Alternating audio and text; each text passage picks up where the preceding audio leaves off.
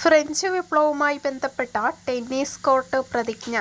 മൂന്നാം എസ്റ്റേറ്റിന്റെ പ്രതിനിധികൾ 3 സഭകളും ഒരുമിച്ച് സമ്മേളിക്കണമെന്ന് ആവശ്യപ്പെട്ടെങ്കിലും ആദ്യത്തെ 2 സഭകളും ഇതിനോട് അനുകൂലിച്ചില്ല.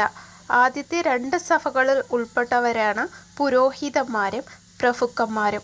ഇതേ തുടർന്ന് 1789 ജൂൺ 17 മൂന്നാം എസ്റ്റേറ്റിലെ അംഗങ്ങൾ തങ്ങളാണ് ഫ്രാൻസിന്റെ യഥാർത്ഥ ജനപ്രതിനിധികൾ എന്ന് പ്രഖ്യാപിക്കുകയും തങ്ങളുടെ സഭയെ ഫ്രഞ്ച് ദേശീയ സഭ എന്ന് വിളിക്കുകയും ചെയ്തു.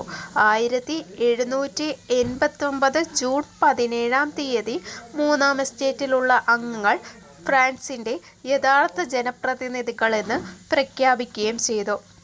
ഉപരിസഭയുടെ പിന്തുണയോടെ ലൂയി 16 ഈ സഭ സമ്മേളിച്ചിരുന്ന ഹാൾ അടച്ചിടുകയും പട്ടാളക്കാവൽ ഏർപ്പെടുത്തുകയും ചെയ്തു.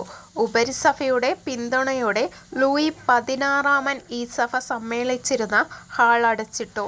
ജൂൺ 20 യാങ് സിൽവിയൻ, ബൈലി, അബ്ബേസിയസ്, മിറാബോ തുടങ്ങിയവരുടെ നേതൃത്വത്തിൽ തൊട്ടടുത്തുണ്ടായിരുന്ന ടെന്നീസ് കോർട്ടിൽ മൂന്നാം എസ്റ്റേറ്റിലെ പ്രതിനിധികൾ സമ്മേളിച്ചു.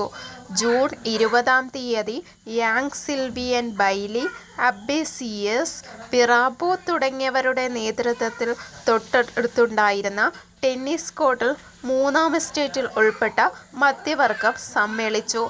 ഒരു വ്യവസ്ഥാപിത ഭരണഘടന ഉണ്ടാക്കുന്നതുവരെ തങ്ങൾ പിരിഞ്ഞു പോകുകയില്ലെന്ന് അവർ പ്രഖ്യാപിച്ചു. ഇത് പിൽക്കാലത്ത് ടെന്നീസ് കോർട്ട് പ്രതിജ്ഞ എന്നറിയപ്പെടുന്നു.